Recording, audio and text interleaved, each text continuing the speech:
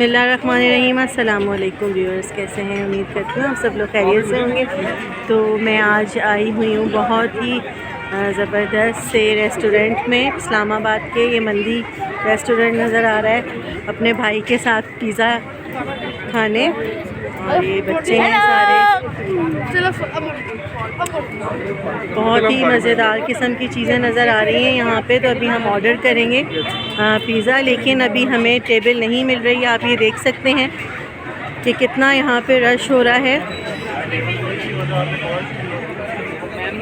लोग इंतज़ार कर रहे हैं, वेटिंग पर हैं सब।